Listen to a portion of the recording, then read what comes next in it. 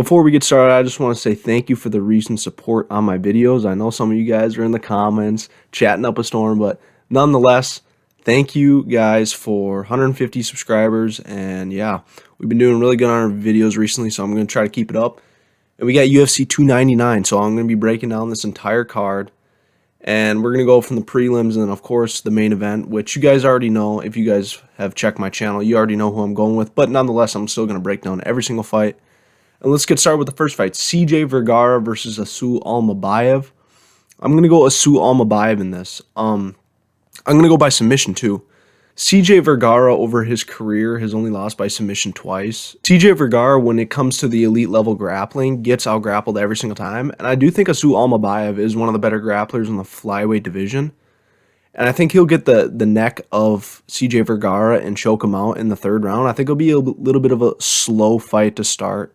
I think Asu will control him for the majority of the fight, and then I think he'll find an opening in the third and grab himself a submission win. And yeah, Asu Almabayev only got one fight in the UFC against Ode Osborne, but CJ Vergara lost to Ode Osborne. And I know you can't really do MMA math all the time, but Ode Osborne isn't that good. And if you're losing to Ode Osborne, I just can't trust you. So I'm going to go Asu Almabayev by round 3 submission. I just think it's the right pick. Next up, we got Rebellis Despain versus Josh Parisian. And I'm going to go Rebellis Despain.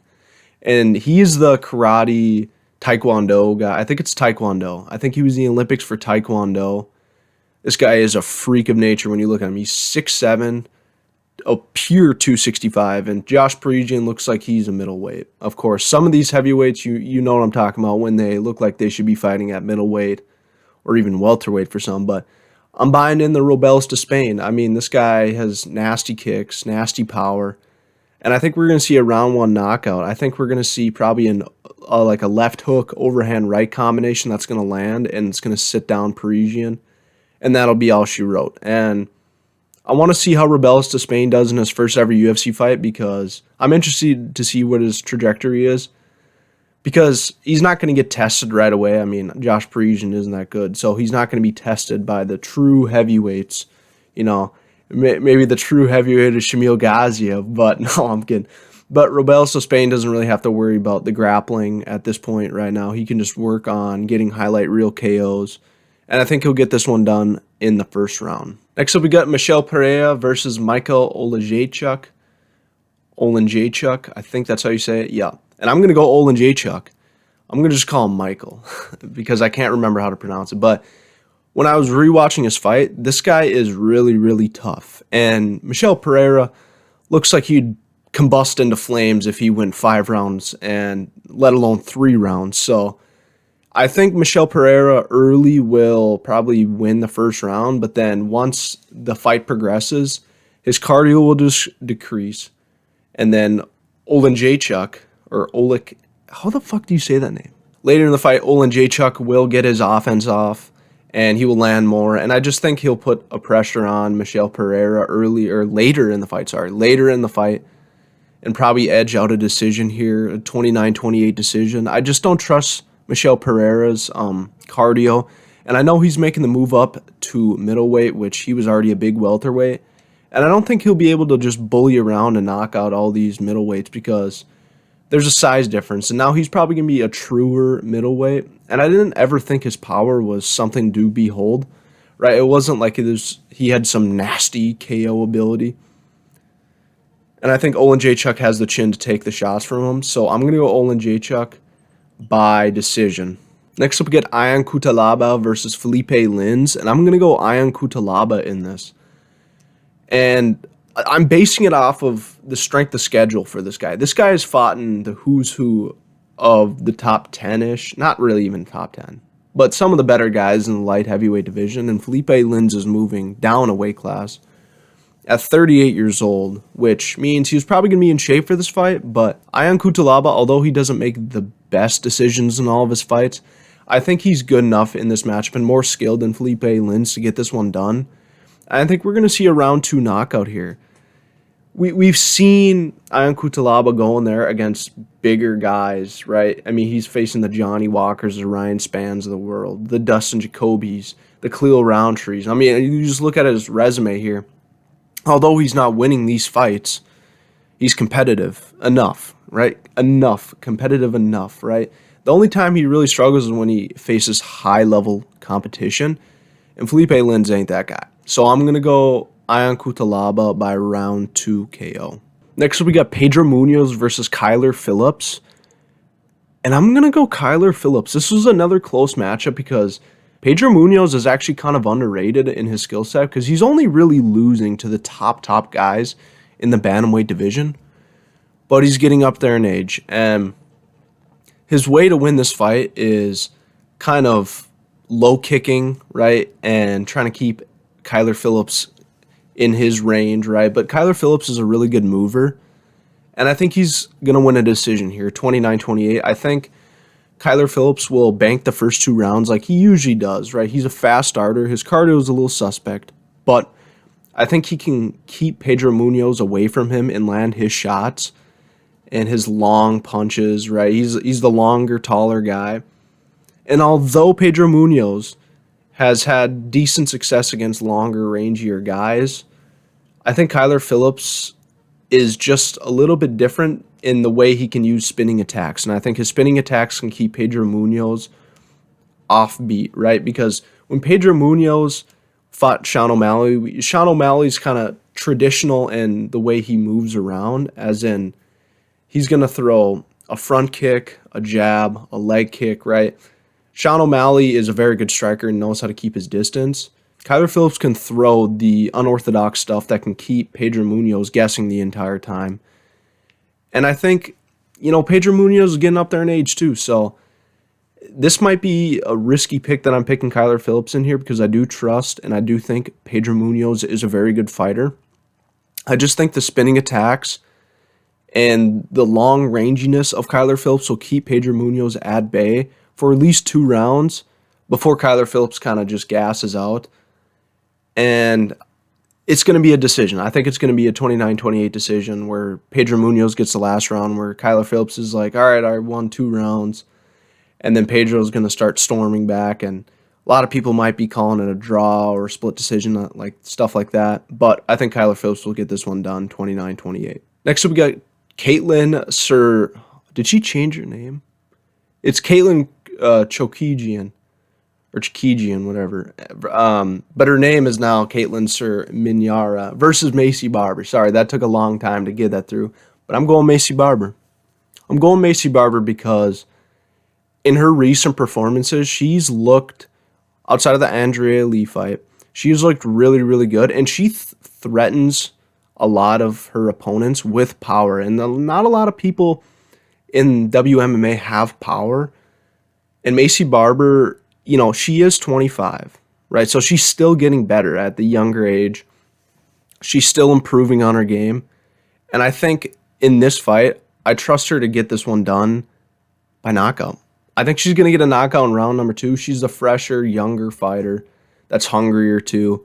And she showed a lot of heart in the last fight, the Amanda Ribas fight, and battled through adversity and ultimately got a good win and a good knockout. And I think it's kind of not going to be the same, but we're going to probably see a round 2 KO by Macy Barber. I could honestly see this being a decision too. I'm going to switch it to a decision. I think it's going to be a decision by Macy Barber. I think she wins 30-27, banks every round. Just poses more of a threat on the feet, and I think she'll get this one done by decision. I fucked up the order and forgot about Mateusz Gamrot versus RDA, and I'm going to go Mateusz Gamrot. And I think he's going to win a decision here. So RDA through his entire career, his grappling used to be very, very good, and now recently his grappling, the Renato Moicano fight is a lot of what people think RDA is as a fighter. And Renato Moicano took that fight on 4 days' notice. So I don't really count that as a full fight because it was a 5-rounder too. But ultimately, I think Mateusz Gamrot can chain wrestle very well. He's very fast with his level entry or his entries to the takedowns. And I think he's going to ragdoll RDA in this fight, who in his last fight against Vicente Luque didn't showcase the best fight IQ and kept spamming takedowns on Vicente Luque and got him reversed. And I just trust Mateusz Gamrot. If he is going to be taken down by RDA, which I'm not saying he is, but if he is going to be taken down by RDA, he's going to do that even better than Vicente Luque and then take the back.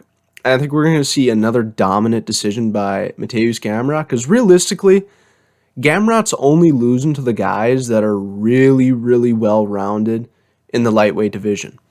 He's still getting better as a fighter, and everyone looks at the Beneil Dariush loss and say, oh man, how did he do that? Well, that was a Beneil Dariush that I would say was probably in his prime, in his peak form. And Beneil Dariush could stuff the takedowns. And I don't think RDA is going to be able to stuff the takedowns for 3 rounds. And I think we're going to see Gamrot with better striking too. And I think his striking is improving. His grappling is improving. We're probably going to see this guy even shoot higher into the rankings. And I think this is probably one of the easier matchups he can get in the top 10, because it's not a explosive striker like a Fiziev or a Jalen Turner or even a Beneil Dariush in that time, who he has decent power, or at least he did have decent power. But nonetheless, I think we're going to see Gamrot ragdoll him 30-27 yet again, back-to-back 30-27s, and ultimately that's what's going to happen. Next up, we got Curtis Blades versus Jailton Almeida. And I'm going to go Jailton Almeida.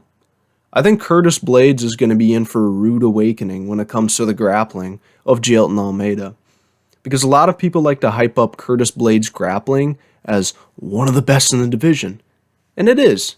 But that's what they're trying to justify for picking Curtis Blades in this matchup versus Jailton Almeida. It's going to be a rude awakening once the first level change from Jailton Almeida happens, and he blasts through Curtis Blades. He's going to absolutely blast through him.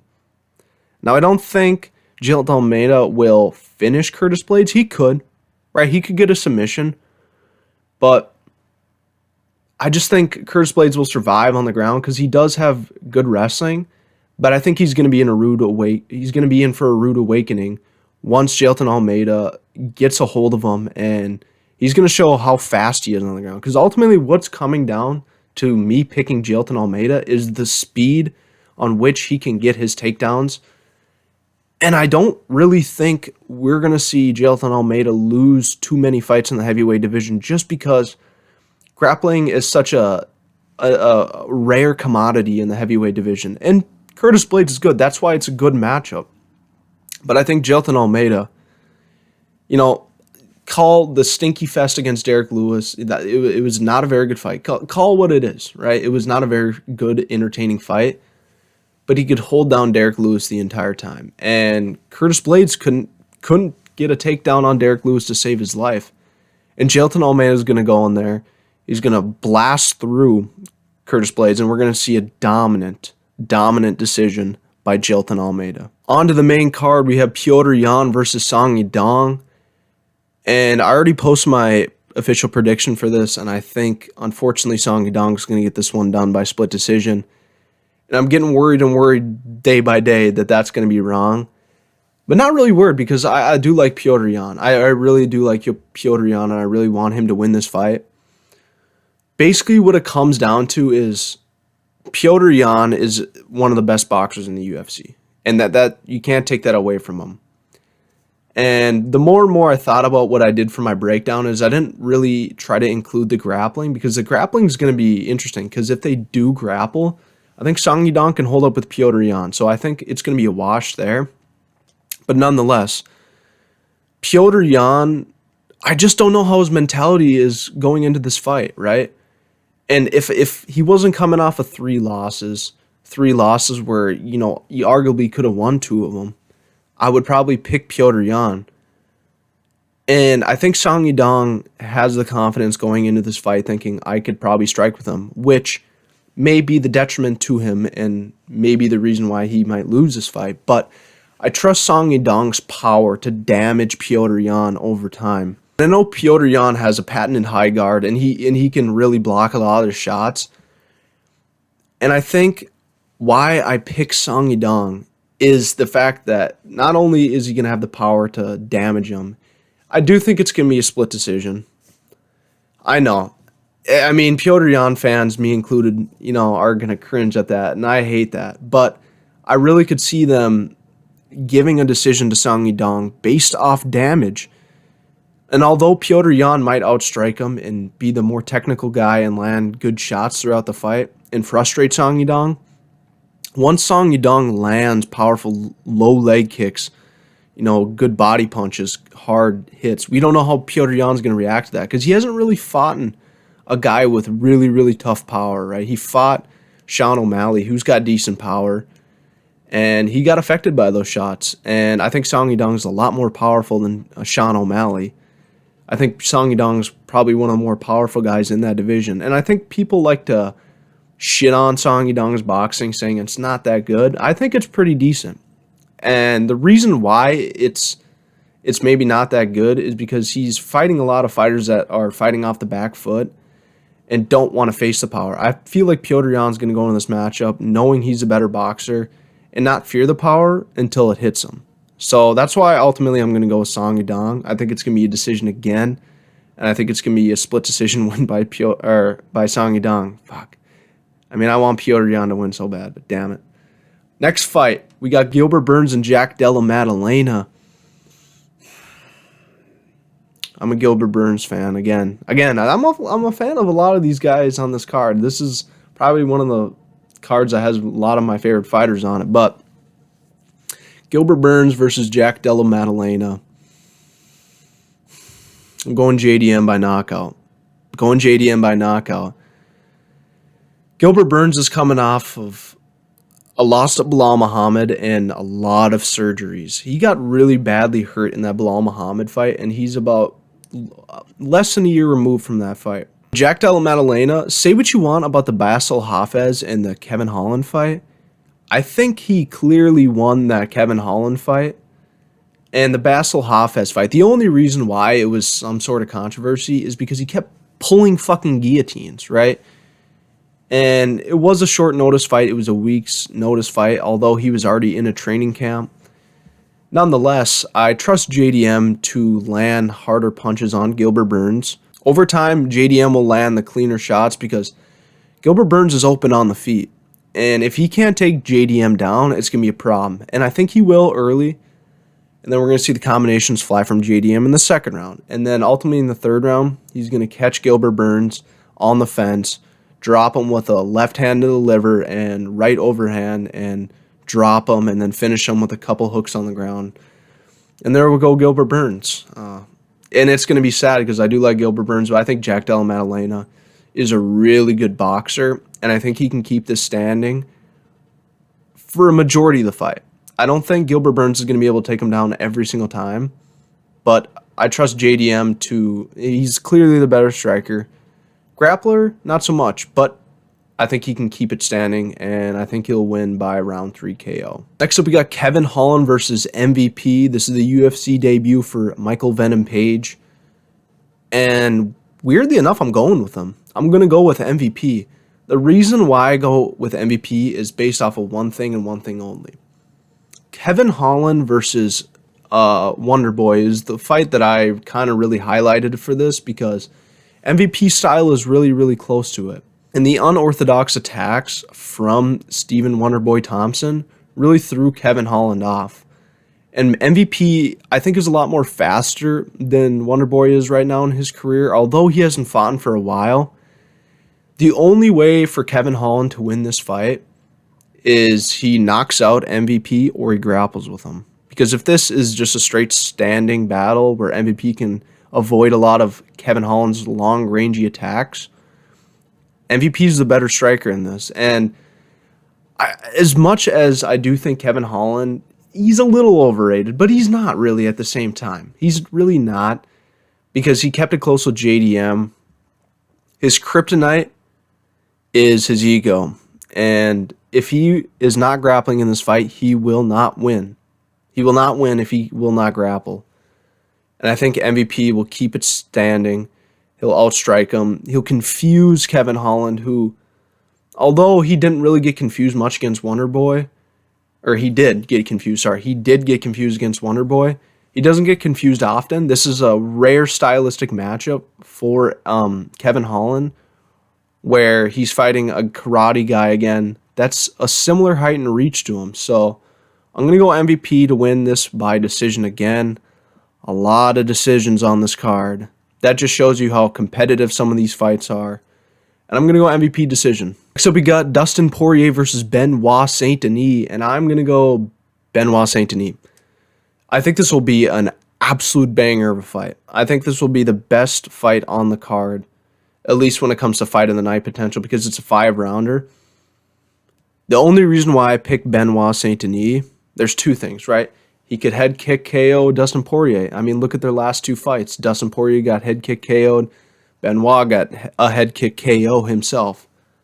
I think Benoit's going to want to grapple in this fight, though. I think he's going to need to grapple because although he is got a really good chin and he can blitz anyone, Dustin Poirier is going to be tagging him. He's going to be tagging him. And I think if this fight stays standing for 5 rounds, I think we see Dustin Poirier win it easily. Benoit's got to take this fight to the ground. And I think ultimately he will get a 3rd round submission after a total war for 2 rounds. I think we're going to see these guys slug back and forth, grip and rip, bite down on the mouthpiece. And ultimately we're going to see a level change from Benoit in probably the 2nd round, take him down. You know, maybe Dustin Poirier gets up. Maybe he gets the submission in the 2nd round. But then ultimately, once Dustin Poirier is exhausted from all the grappling, he usually doesn't do that well on the ground against good grapplers. And Benoit's submitted a lot of good people. Everyone will look to his first fight in the UFC where he got completely destroyed and be like, how can you pick this guy? It was on short notice. And if anything, that showed how tough he really is, that he can take the shots. Because if you look at that fight to now, he's not the same striker. He's not the same fighter. His chin will hold up. And I don't know if Dustin Poirier's will. It's either going to be a head kick KO by Benoit Saint-Denis or what I'm picking, a submission in the 3rd round. I think he latches up a submission versus an overrated BJJ guy in Dustin Poirier and gets this one done by round 3 submission. On to the main event, Sugar Sean O'Malley versus Marlon Chito Vera.